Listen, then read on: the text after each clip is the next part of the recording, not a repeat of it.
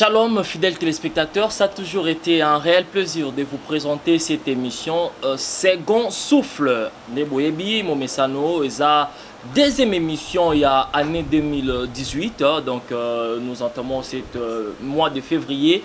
Et Longo Namoseli Nzambe, notre invité, toujours invité éternel, il y a émission Second Souffle, c'est le vendredi. Je suis le Kamba à Kunz, si Yende Tokolobela.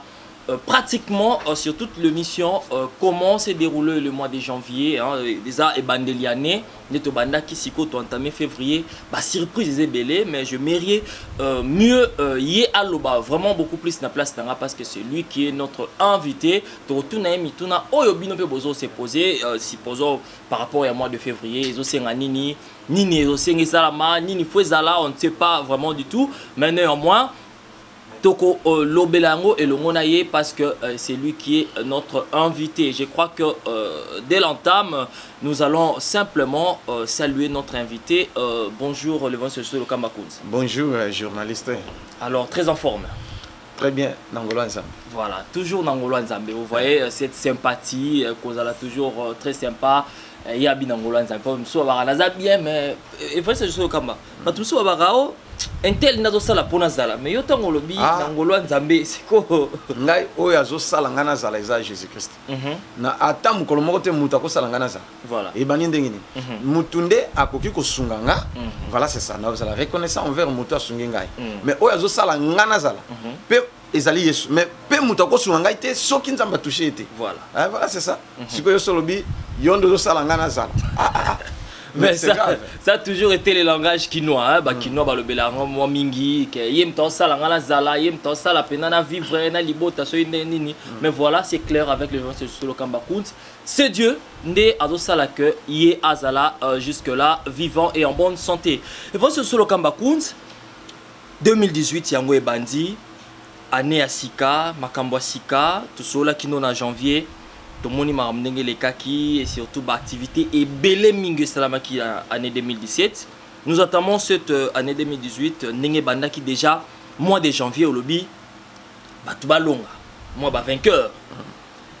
Mais en particulier babi la charité bien ordonnée commence par soi-même.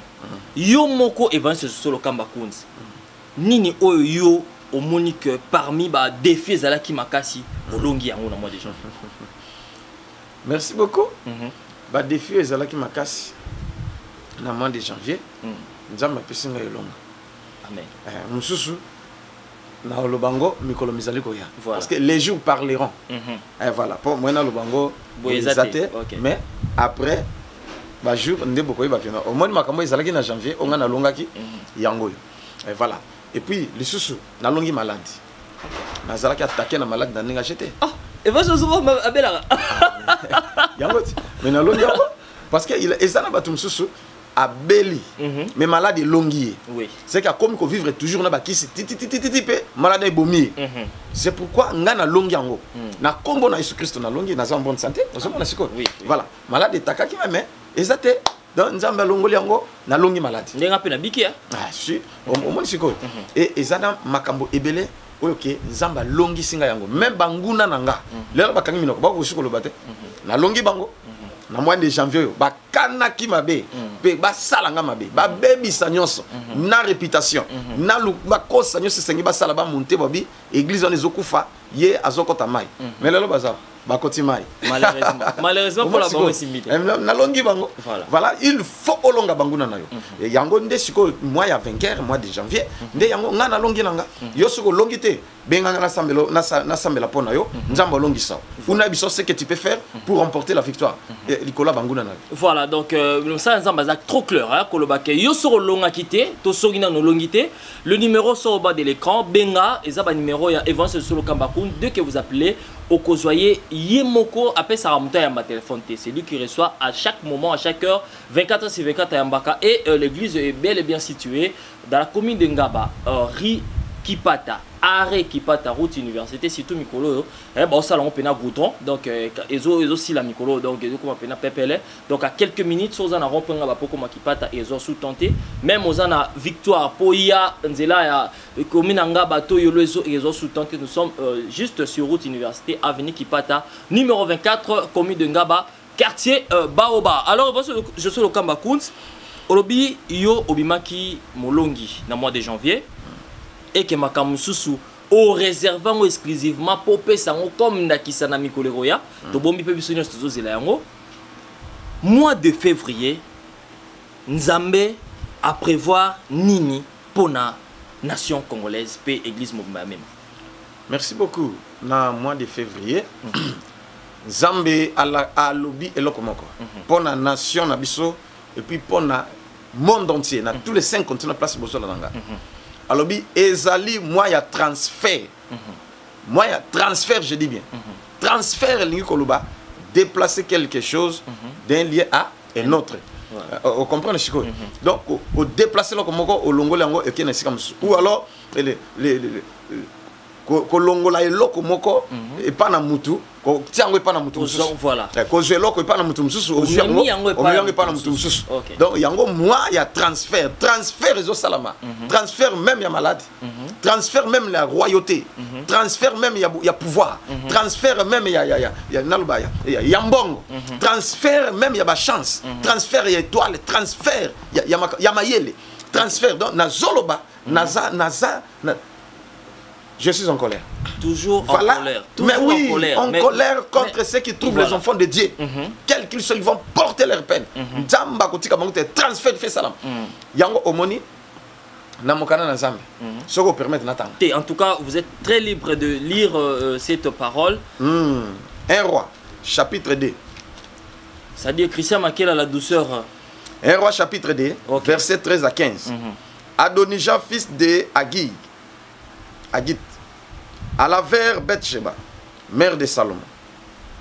Elle lui dit, viens-tu dans des intentions paisibles? Il répondit, oui. Et il ajouta, j'ai un mot à te dire. Elle dit, parle. Et il dit, tu sais que la royauté m'appartenait et que tout Israël portait ses regards sur moi pour me faire régner comme roi. Mais la royauté a tourné et elle est échue à mon frère Salomon. Nasuki Atawana, pona Olandake, c'est Adonijah qui devait être roi à la place de son père David. Voilà. Donc, ce qui David a Koufi, donc avant remplacer Adonijah. Mais si qu'on curieusement transfère Salomon. Ok. Pe yemoka reconnaître ngo Adonijah qui non transfert salami royauté zalaki yanga mais elongwe pa nanga ke pa na leki nanga Salomon. Salomon ne devrait pas être roi.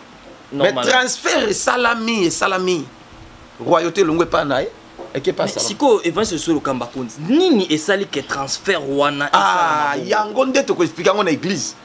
Peut-être parce que tout est moi. On peut parler sur le transfert. Nde bokolanda ba mystère caché. Royauté a transféré, pèse a transféré quel libéla. Mais il y a encore des possibilités. Il y a que au sala que zongela. Donc eloko ezanga ki ende yangwana. Ce qui a yo kana banganga Nzambe parce que pona e qui n'est pas na Salomon, prophète azalaki wana. Yem tazalaki na base ya ko sala makambo wana. Est-ce que vous comprenez? Nazo comprendre. Ndetango prophète asali makambo wana. Transfert salama ke pas Salomon. Mais ce que Yesu kazalaka mayel alinga salini a coopérer toujours na mosala Nzambe. Abi papa na ebike ezalaki yangai mais ke pa ndeko na ngai. Problème ezate azwa. Mais yo pe salanga pe nazo. Voilà. Olinga bona ke Salomon a régné. Après un certain temps, transfert salama zongi.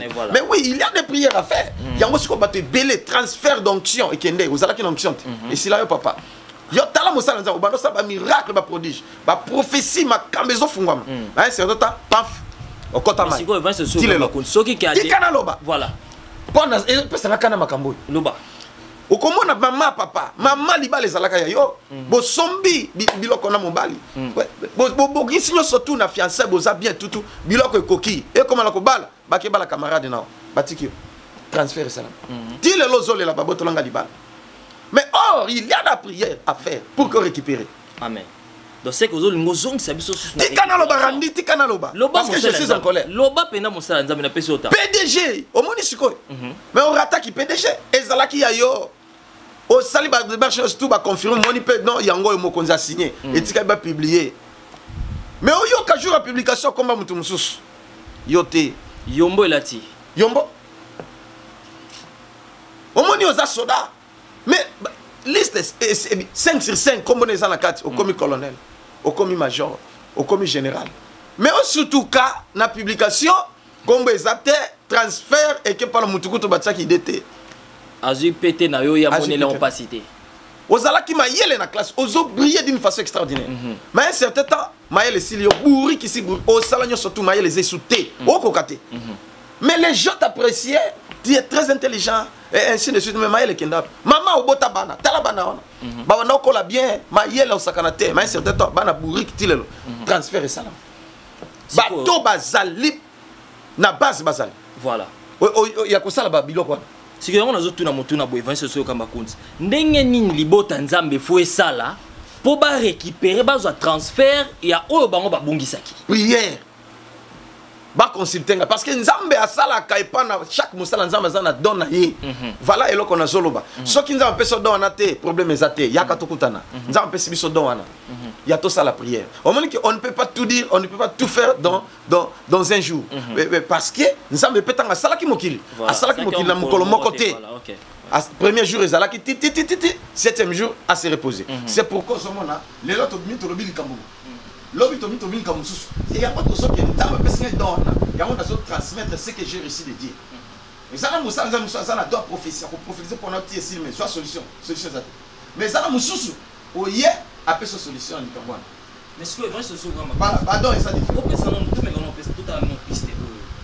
Je suis Joyce le Kamba tout le bela. Ce qui suppose que mutu yé moko. À sa base, il y a perte et l'eau quand qui n'a. Qu'est-ce qu'il peut faire? Est-ce que et aussi il est plus qu'à le sous-transfert? Si. Yokana loba. Dans Genèse chapitre 27. L'histoire ya Esaïe na Jacob. Hein? Na ibisiyo.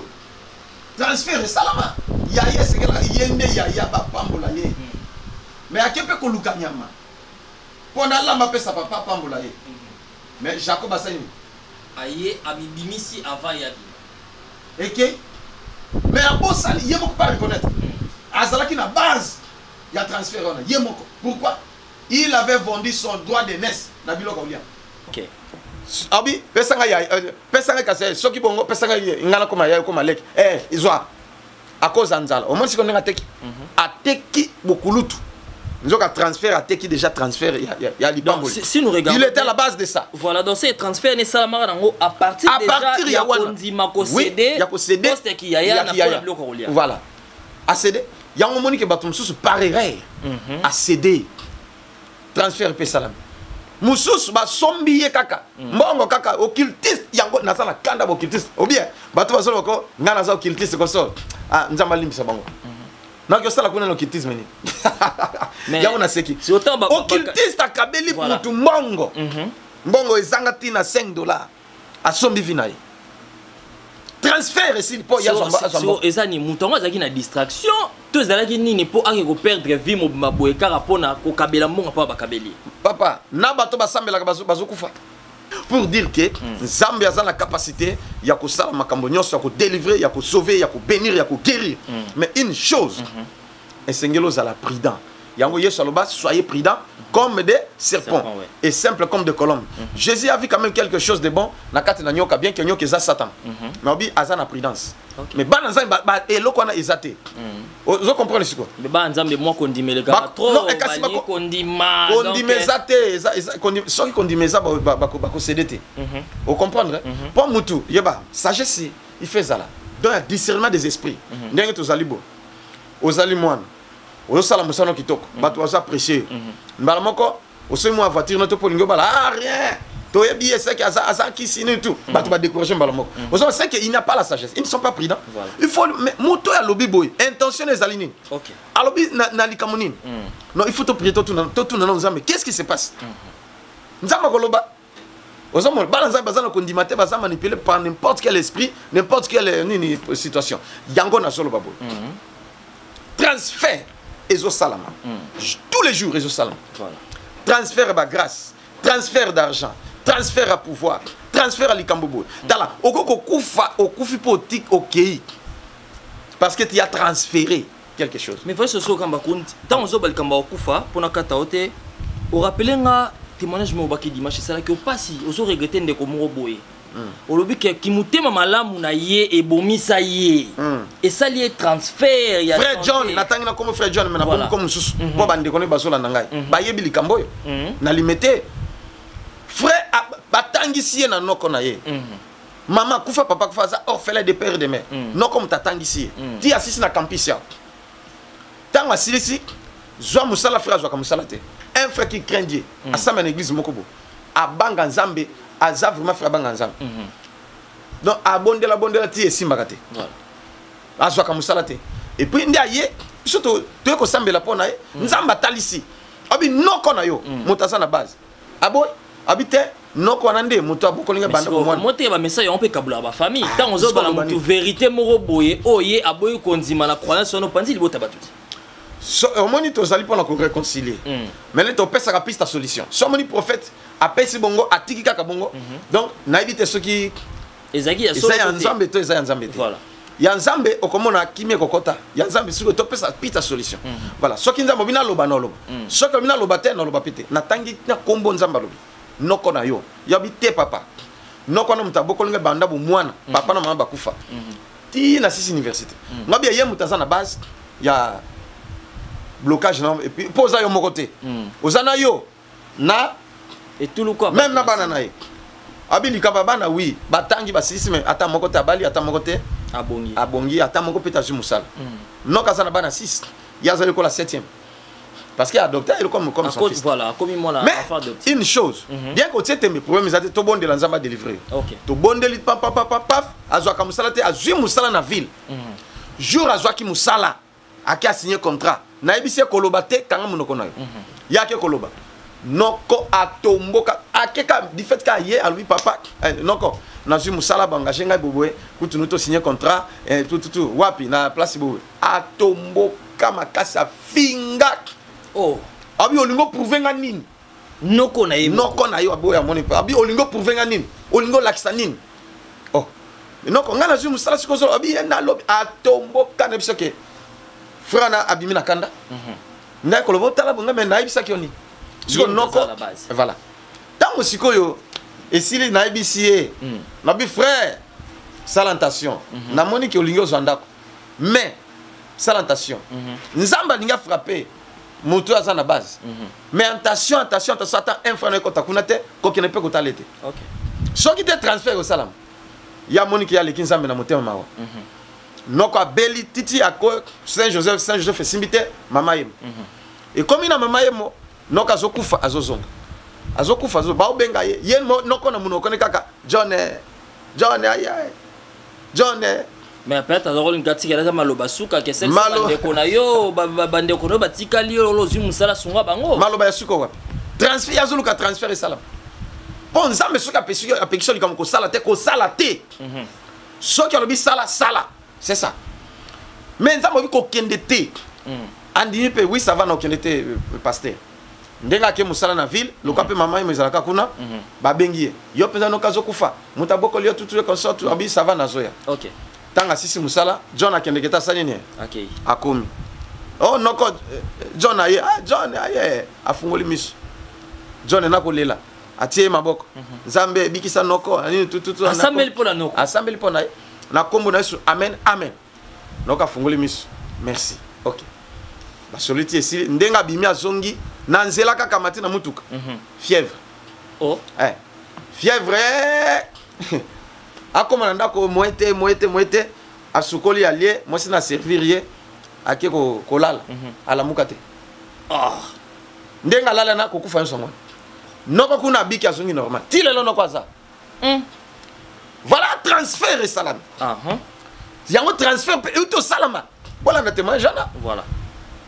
Na moyena commenter ça te. OK. Yango je suis très en colère. Moto kanya lia yo, nzamba lia ye. Moto kana salama be mabe yela ye. Wa kana bomayon ya kufa. Transfert ne zongela moko. Voilà. Il y a mabe ezonga mais il y a bien et il y a. Voilà, alors avec la technique tokokende tout droit bisona bino te découvrir transfert au salami na vie ande ko na biso moko on a bombi kotanga komo poye moko on s'est présenté à l'Elisi Batu église ningani comment on a transfert modèle wana alanda ki ndenge yozolanda.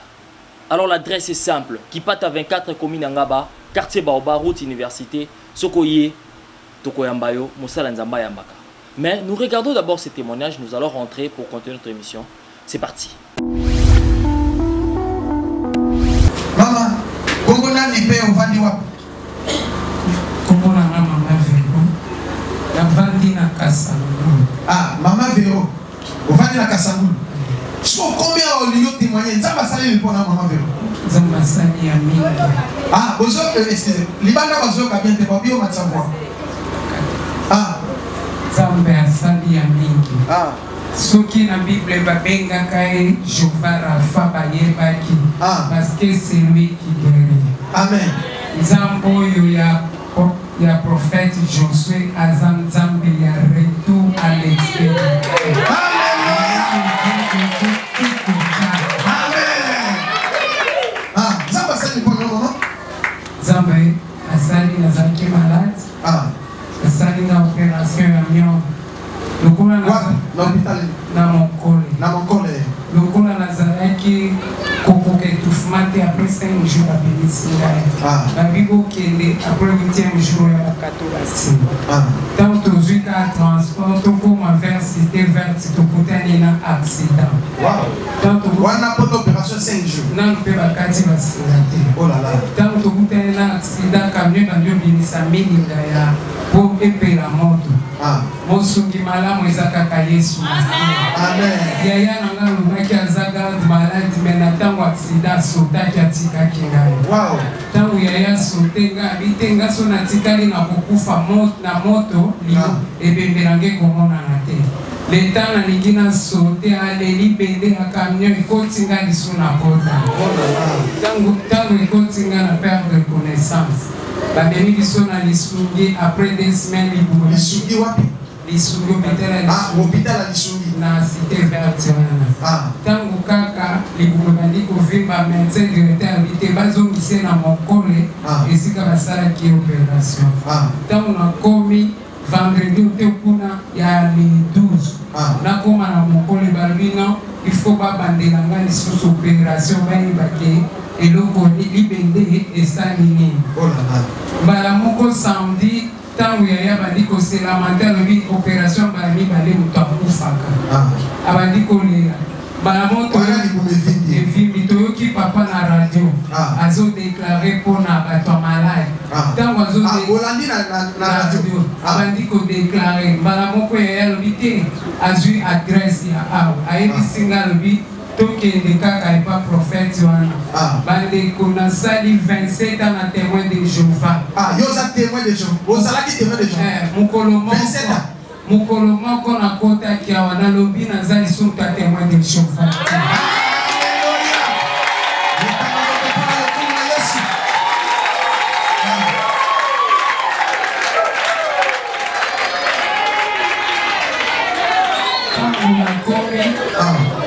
Tangu yaya zoyebisanga ngai non nakotrahi doctrine na ngai te.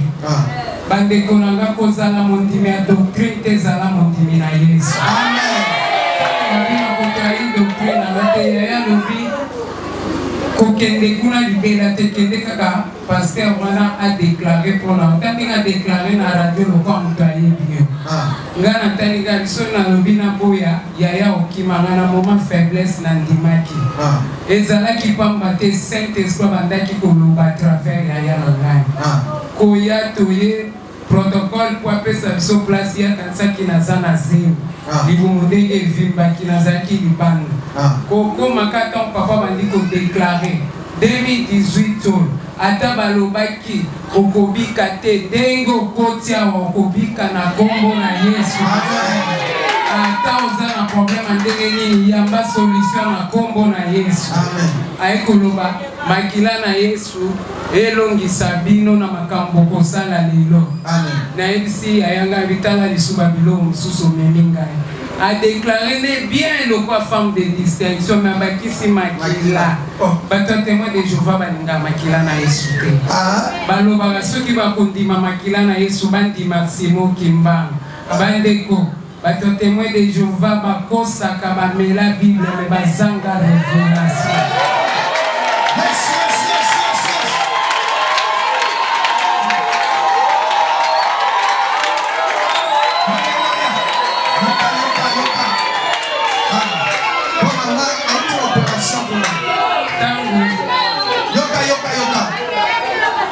papa alobi ndenge wana balamonga abita azokende kobelela bato makila aloba makila te problème nange eza nayaki malade nazobima na guérison nayaki na problème ya opération nazobima na guérison na solution bandeko ntango kaka papa abandinga habité nazomona elongi ya paster yango te ndenge nini ye onction boye seke aza nigérien bandeko ntango na ye napusani natali elongi ya paster lobiko eutaka na banigérien te na nkombo na yesu masiya nazomona elongi ya paster azalaki pa meme ismael me namonaki na image ya jésus christ bandeko ntango kaka natali papa naluki mokusa na maboko ngabi okoto toyebani te nani okabela biso mbongo bala moko balobaka mokusa na maboko balingi bakabela mbongo naekota na verset biblique ya Mark 5:25 mwasi oyo atangai makila pendant 12 ans asimbaki songe elamba yesu songe elamba yesu wana ezalaki badeklaration papa bandaki kolomba badekolanga ntango natali bongabi te eza nango makambo mbongo te nazwi onction ya paster wana ntango kaka toke tokomi na rena yaya po tofuta tike na abi yaya fongola songa likutanga naza na onction soki nasimbi mbongo onction kokende pa reserver bandeko ntango kaka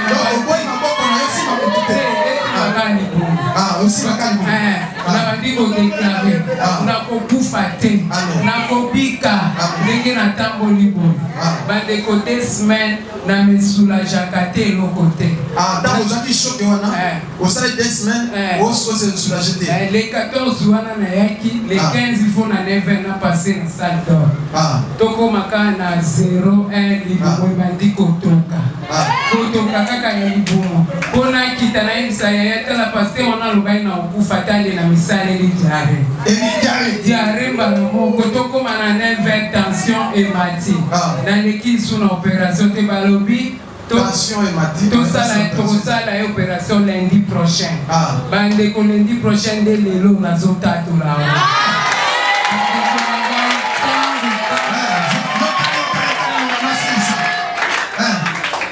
ntango kaka diare tokoma kaka lobi na ntongo nazwa kaka popo na fanda nayoka kaka eloko ebiminga na libumu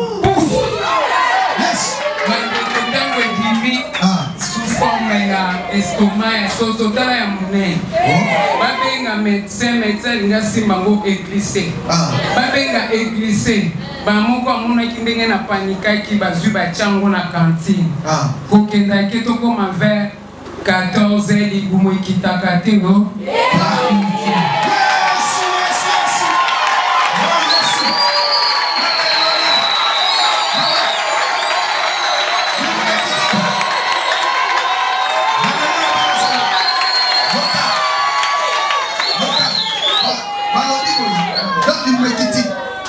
basali opération te l'accès c'est basali opération solo l'accès na bato pour l'opération total sikoyo tangu kaka na pipota opération tangu kaka balobi na ngai ke tangu libumu ekiti nalobi na belle-mère nanga nayoki nzala na ba 17 wana obanolia te wana ekokisa 3 semaines naolia te naomela te nayebisi belle-mère nanga nayoki nzala ntango limekiti bakoyoki nzala alobi na batuni médecin alobi kopesa eti ya moto lelo kwa kokama banda mokolo belle-mère akeluka ti ya moto na kasangulu ntango akei tokoma na 22h azobenga yaya ndenge nini bino kuna yaya alobi awa toza bien kaka ye moto azolela nzala médecin alobi aosala lisu deuxième opération te mpo libumu ekiti bandeko place touta toyebaka etadama bato te nzoka etadama eza iti belle-mère nanga nzoka azalaki Rose Christian tangu kaka yoki ke baosala ngo opération te apike crise tango apike crise bamemie na hôpital ya Massa lelo na 4 akufi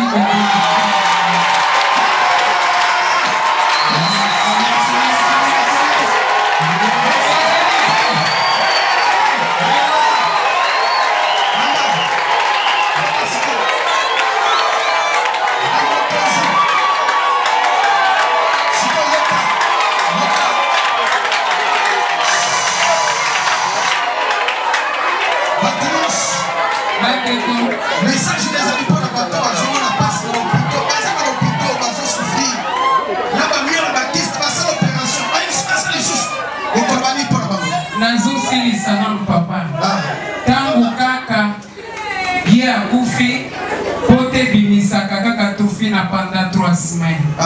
Tokoma kaka na ba 12 po basala nga pansement. Ya kufi na 4 na leka na pansement na ba 12. Tofi na nyonso esili mechanga kinasi. Akati na sala.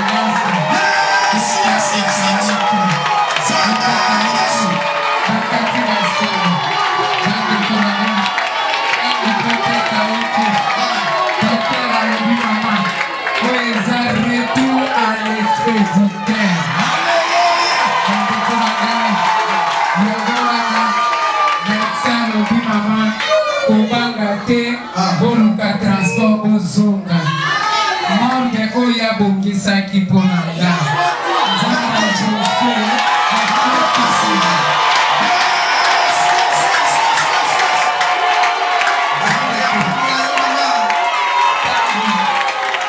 tango nzapa joso ayeye nalobi na nga tobima nalobi na kozala nef le prete naza le pre moko oyo azongaki na nsima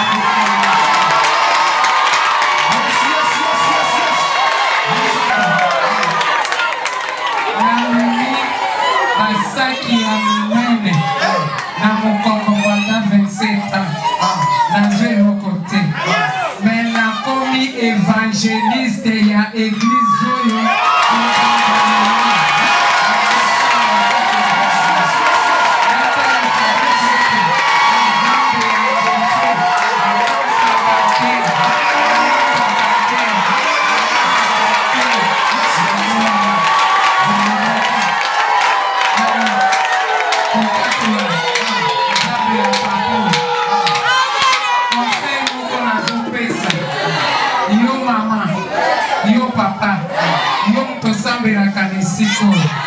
soki nano zwi solution na problème yote oyo eza piscine na bete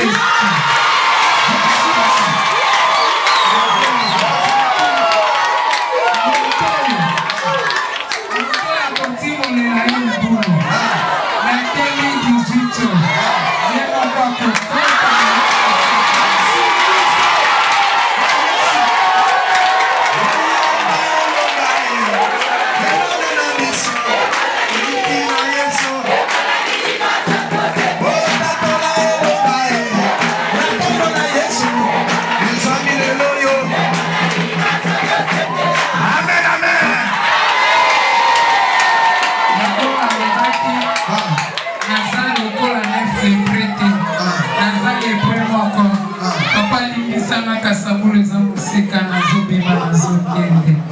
nazokende place ebembe ezali mpo bana baza wana toza na bokilo na ngai ndako moko ye moto azwaka biso en charge azopesa na gauche azozwa na droite yango wana ifale kaka soki aliaki mwana na eza problème na nga te alia mwana abutaka mobali na ngai moko ye akanisaki akolianga ye azoprepara lianga me nzambe ajoso alobaki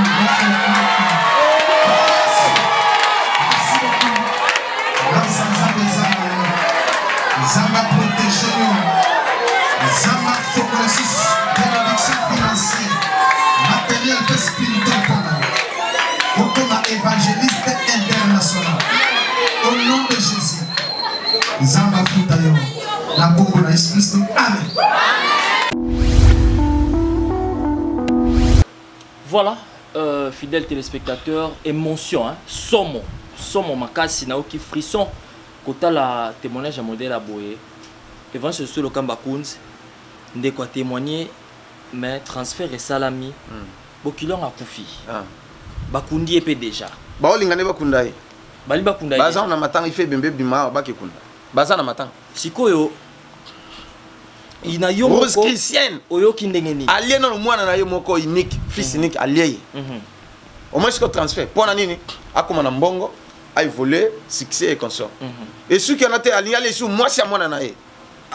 Makila ayote. Au moins. Bokilo. Tala sikoyo. Mais heureusement, nde a landé émission na radio. Mais yo wana bigit. Mais yo motozo landangai. Ata ozana poto. Ata ozali awa. Na lobi otuti li bakuma lam. Kozama kamo ma sécurité. Donc ça la jeune il y a 5 jours. 5 jours biso nyonso na mois de février. Na mois de février. OK. 5 jours ya jeune oza na poto oza la wapi 5 jours ya jeune. Alors pesa ba date na ngote ba ezala nini programme programme wana ya jeune wana ya 5 jours tokobanda yango kala mingi te. Voilà, mois de février tokobanda jeune wana ya 5 jours et kozala le 20 nde tobandi jeune wana le 20 le 21 le 22 le 23 le 24. OK. Nde jeune ya bisos donc le 20 février au 24 février. Voilà. Nde jeune wana 5 jours tokobanda komela tina lipa na pokwa tokolia et l'autre côté. Pendant la journée tokomela mai topé ji topé yaou voilà. Mais na pourquoi nde 18h tomeli miliki topeti nali pa tobi potopoto nali pa fufu tokolia te ma desute lo sauté tout voilà. Donc mais siko jeune wana à cause de la kaka jeune pas bato azo ya pona ko marteler un programme moko toneni. Mais non, programme auto toujours ça jeune na ezali jeune pona ko ya transfert.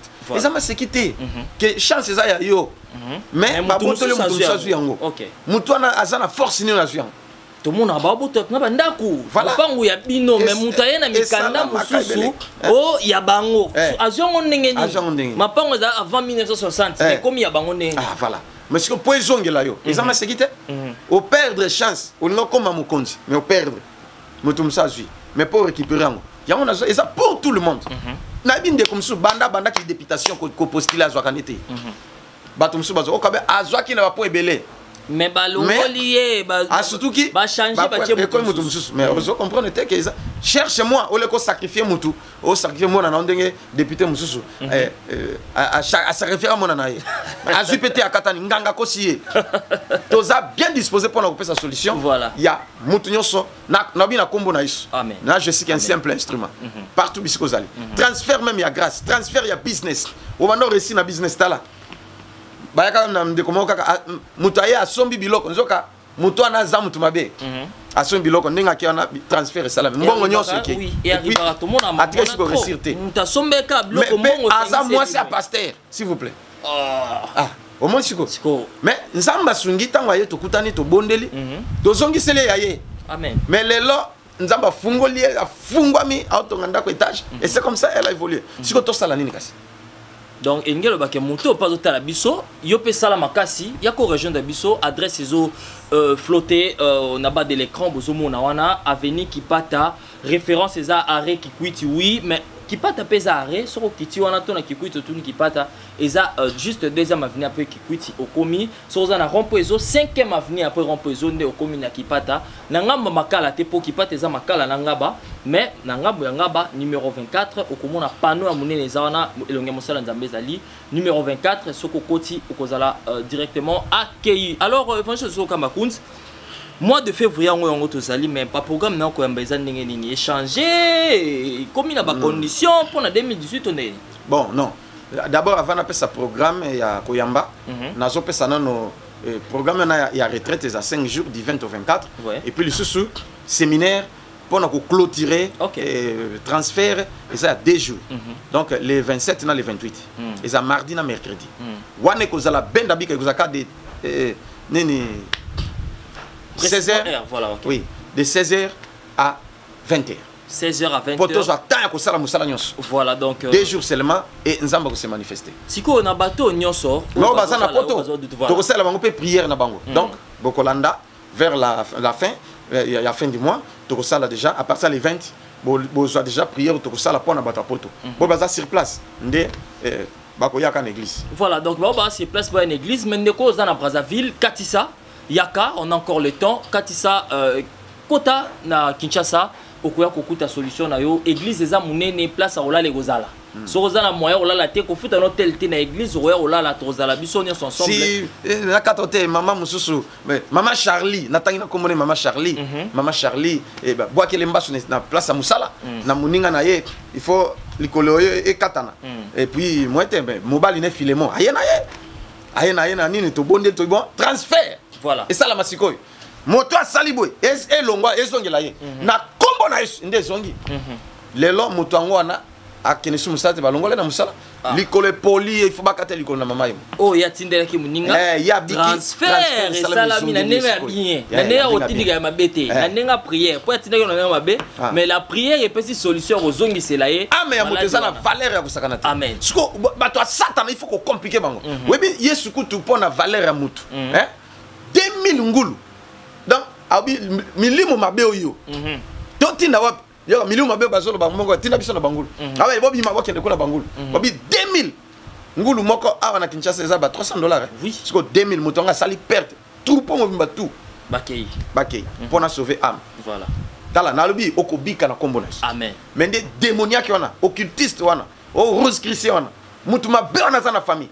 to pasa na quartier oya nyokola yo noko azala monzungu wana ya kanga ba chance so bana nyonso ya so kaka ona yaso akandondo ako sanza yango soki a sanzita okufa naza na kanda une colère sainte voilà que Dieu vous bénisse amen alors c'est une colère sainte comme l'a dit l'évangile de Kambakunt mais néanmoins oyoki programme c'est du 27 au 28 donc ils a mardi mercredi il y a mois de février ils a 2 jours il y a séminaire mais néanmoins à partir du 20 retraite générale yonde ko ato sambela la bisote yaka ko expérimenter nzambe je suis le Kambakunt yaka ko ta retraite wana to ko fongola la ti na moi to ko mela mai mais to luka elongi nzambe na mozindo pour transfert ya makama malamu esa ma pena ba vie na biso alors va sur Kambakunt ezala ki esengo mingi ya kozana na plateau na pesi yo temps au s'exprimer na peuple de Dieu ozolanda yo même prière au sala pona bango avant na clôturer émission. Merci beaucoup na lingi bino mingi nazali experte tope extra mosala nzambe te na leki binote papa mais mutuna mutazana don voilà nga nazali ko sala mosala ndenge nzamba pesi ngai don oyo na sala na particularité na ngai yo pe sala mosala ndenge na nga bundisaka mutu te mais batunde babundisa nga likambo mais siko eloko nini oyo nazo loba landa malobo bien na basala nzambe na ba pagano babundisa nga bina mingi te nazwaka bitumba mingi kaka na basala nzambe mais soko moni kaka mosala nzambe comme bundisa nga isili azoke na échec na déjà isili pona isili pona trouver ngo ebele na beti to lote mais ndenge nzamba sala ka mutu na so moni mosala nzamba linginga palinga pena ndenge solo azoke déjà ya komata c'est que ça semence a bonzambe katina vale loko na kolo parce que na ina ka mosala nzambe te na ina ka pe mutu te voilà nango na sengi na yo ndeko zala na motema bolingo ya kolinga pe baninga na yo Dieu c'est l'amour amen voilà c'est ça donc to sanction so bolingo yango bolingo nga na lingi bino nde na zobonde la siko ponza masala quelque chose pour na bino na ponité aux la musulman aux la catholique aux la missioni donc protestant aux la réveil ata osambe la kate no tuti ba kuma la mundengo la ningai sala nto zo simba maboko na ngawa ngana bonde la nzamba sala quelque chose soki polingo zo mai zwa yango osimbi loboko moko mai osimbi loboko moko kaka maboko na ngana et nzamba sala quelque chose nzambe nanga yo zali nzamba leki ba nzambe nyonso otinda ka basali nkolo nzambe mutu na mission na ye mission opesaki Moïse ezalaki mission ndenge moko te na Eli mission opesaki Eli ezali ndenge moko te na mission oyo opesaki Esaïe mission opesaki Jean-Baptiste Seigneur ezali kaka repentance atika ko bikisa ta maladi moko te mais bato babongolaki mitema mission opesaki Pierre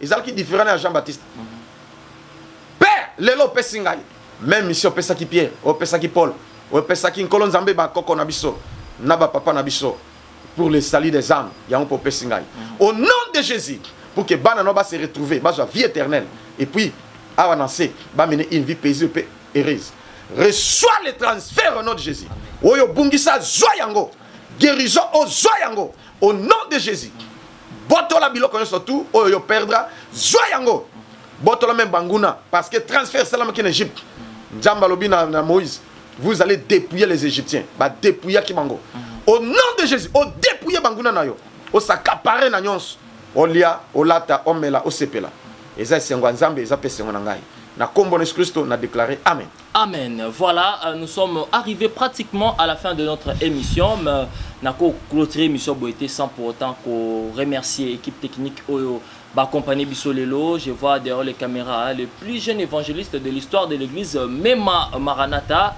Joyce Lokamba. Nabaxi Joyce Kingo, donc Joyce Lokamba. Et en plus de ça, Christian Makela, la douceur so fraîche. Donc merci beaucoup na contribution à Bino na 4e émission. Je vois Maman Judith Lokamba, Maman Sociale. Merci à toute l'équipe. Il y a Maranatha, chaîne Nabiso et YouTube. Au Bolandarami, il faut s'abonner à tout moment. Namoni Mokambi Christian Goyi, Namoni Batunyo so ba soutenir Abiso et surtout à toute l'église même parce que Binonde Bozolinga. Tout le temps, tous les canaux TV, Binonde Bozolinga. Et puis, ce qu'on a soutenir Moussa Nzambe, Azawana, Benga Kaba numéro 1 en bas de l'écran, à Koyambayo, Netolobi Ayambaka chaque lundi, mercredi et vendredi, de 10h à 16h, 17h presque à Yambara toujours. Et le dimanche, c'est de 12h à 15h, donc le dimanche. Donc, quant à moi, je vous dis déjà. Lundi, mercredi, vendredi, voilà. 10h à presque 16h, 15h, voilà. Et donc dimanche après qu'il. Tant on a nyonso, Moussa Nzambazo pesa, on a mon amir, Moussa Namona, le cas de l'église de pasteur, et soit le mardi. De 9h à 12h, mais Moussa Nzamba pesi presque 4 jours, na 4 semaines, ko yamba, ba tout nyonso, et ça à condition te, commis ça à combo, pour na moi, classement à propriété, na protocole, au kokota, mobimba, à koyambayo, aux aneloko ou pas, condition à la kate, yaka solana Moussa Nzambe, à koyambayo. Je vous dis au revoir, et à bientôt sur nos antennes. Ciao.